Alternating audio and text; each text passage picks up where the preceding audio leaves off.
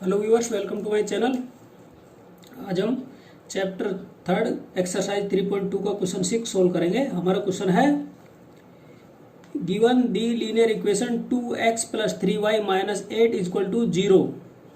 Right another linear equation in two variable such that geometrical representation of the pair so form is.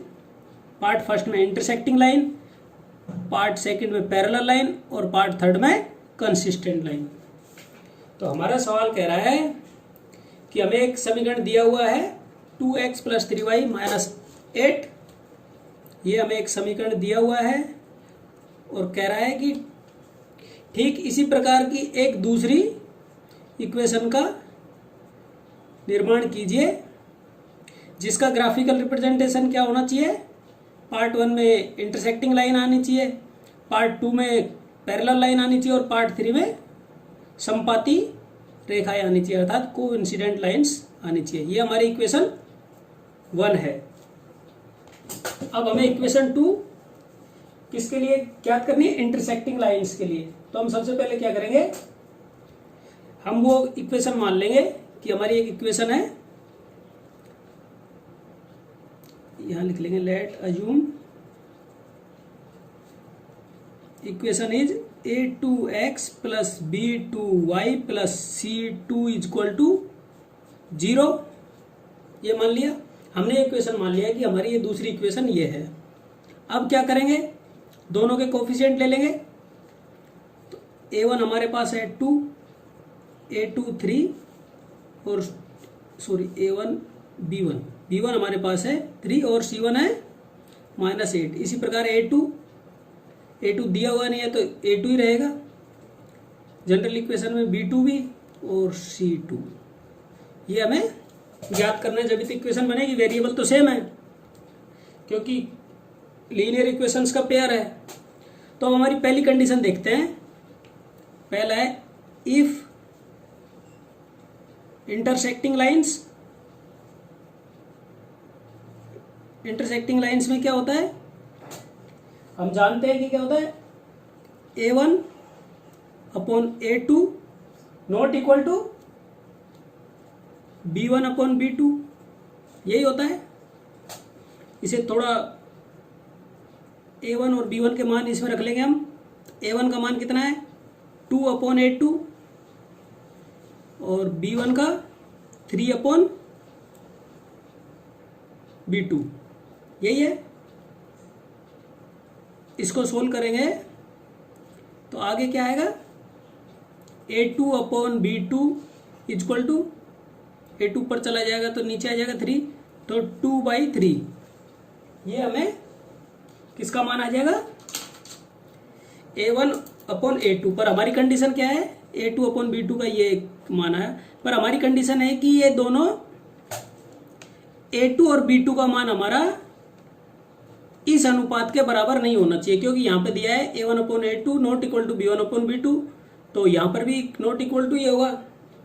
तो ये नहीं होना चाहिए। इसका मतलब है कि हमारे जो a2 और b2 के जो गुणांक होंगे वो 2:3 में कभी भी नहीं होंगे। तो हमें इक्वेशन के लिए क्या करना पड़ेगा, हमें इक्वेशन बनानी है इंटरसेक्टिंग लाइंस के लिए। तो हम क्या करेंगे, इन अनुपातों को a2 का मान 2 के अनुपात में नहीं होना चाहिए और इसका 3 नहीं होना चाहिए। तो हम क्या करते हैं, इनको उल्टा कर देते हैं और इक्वेशन 2 बना लेते हैं। हम यहां पे लिखते हैं ठीक उसी प्रकार उल्टा करेंगे तो क्या आएगी हमारी लाइन, x का मान, इसमें a2 का मान क्या रख लेते हैं 3x + b2 का मान 2y और इसमें -8 दिया है c1 का मान। तो हम यहाँ c2 का मान इसमें से कम कर लेते हैं 1, तो ये -7 कर लेते हैं। इस प्रकार हम ये संभावित एक इक्वेशन बना लेते हैं = 0। ये हमारी क्या है, इक्वेशन 2 हमें मिल जाती है इंटरसेक्टिंग लाइंस के लिए। क्योंकि हमारी इंटरसेक्टिंग लाइंस के लिए मेन क्या था कि दोनों का रेशियो बराबर नहीं होना चाहिए। अब इसका रेशियो देखते हैं हम, तो ये बराबर नहीं है। ये आ रहा है a1/a2 क्या आ रहा है 2/3 और B1/B2 3/2, तो A1/A2 नॉट इक्वल टू 3 वो B1/B2 है। तो इस प्रकार ये हमारा इंटरसेक्टिंग लाइंस के लिए आंसर होगा, अर्थात रेखीय समीकरण बन जाएगी। अब हम पार्ट 2 में क्या लेते हैं, इफ पैरेलल लाइंस, यदि लाइन पैरेलल है तो हम क्या करेंगे, हमें पता है कि A1/A2 is equal to B1/B2 but not equal to C1/C2, यही है ना, बराबर। तो यहां पर हम A1/A2 में कंपेयर करके निकाल लेंगे।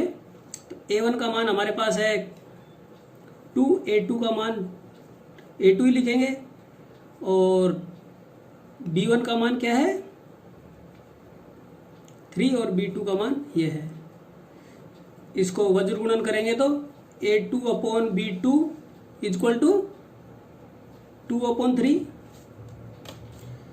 तो इसमें हमारे पास ये इक्वेशन आ गई कि इसके लिए यदि हमारी कंडीशन क्या है, इसके लिए जो इक्वेशन बनेगी उसमें दूसरी इक्वेशन के जो गुणांक होंगे A2 और B2 के, उनका रेशियो 2:3 के अनुपात में ही रहना चाहिए।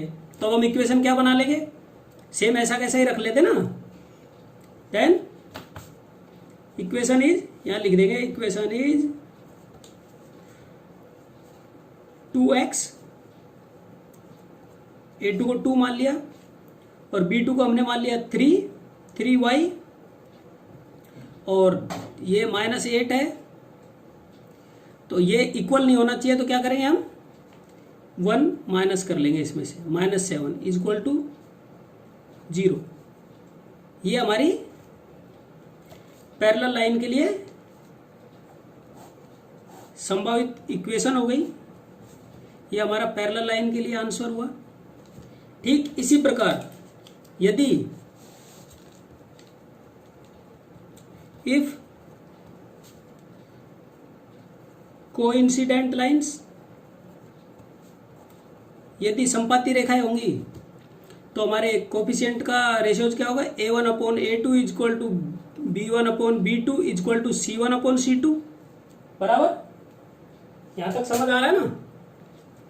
ऐसा होगा तो अब हमें क्या करना है, जब रेशियोज ही सेम आ रहा है तो हमें क्या करना है कि इक्वेशन, पहली इक्वेशन है उसको सीधा सीधा पकड़ना है और उसको 2 से मल्टीप्लाई कर देना है। तो हम यहां पर क्या करेंगे,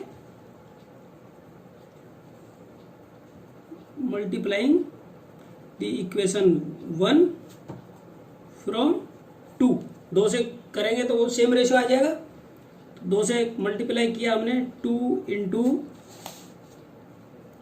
2x + 3y, यही हमारी इक्वेशन 1 है। -8 is equal to 0, this implies 4x + 6y - 16 is equal to 0। ये हमारी कोइंसिडेंट लाइन के लिए संभावित इक्वेशन बन जाएगी। इस प्रकार पढ़ाई आसान है साथियों, इसमें किसी भी तरह की प्रॉब्लम नहीं आएगी, और ये मेथड बिल्कुल ही सिंपल मेथड है, आपको कहीं पे भी नहीं मिलेगा। इसमें देखो सीधा सा देखना है, यदि इंटरसेक्टिंग लाइन है तो हमें दोनों जो इक्वेशन दी हुई है उसके दोनों कोफिशिएंट A2 को A1 कर देना, A1 को B1 कर देना, B1 को A1 कर देना है, और इसमें से एक कम कर देना है, एक जो C1 होगा उसमें से एक घटा देना है, एक जोड़ देना है, यदि इंटरसेक्टिंग लाइन है।